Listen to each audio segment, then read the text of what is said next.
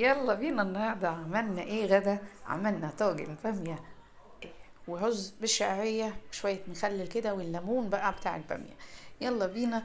احنا هنا هنعمل البامية بس باللحمة الشرايح مش اللحمة المكعبات، يعني حسب ما بيبقى متاح عندك. ما عندكيش لحمة ممكن حتة ليا كده حلوة. فعملت هنا التسبيكة الأول بالبصل بمعلقتين سمنة، كيس الطماطم، ومعاه معلقتين صلصة. معايا بقى هنا الثوم والفلفل الأخضر الحامي، سيبيها شوية مع نفسها. بعديها هروح جايبة البامية ومنزلاها. البامية بقى طبعا البامية بتاعتي استوت وقدمي بقى طبق البامية مع رز، وإن شاء الله الوصفة تعجبكم وجربوها صدقوني باللي هي طعمها حلو قوي قوي. مديكيش لحمة اللي هي نفسها بتدي طعم في الأكل يعني، وكأنك عاملة البامية باللحمة الضاني.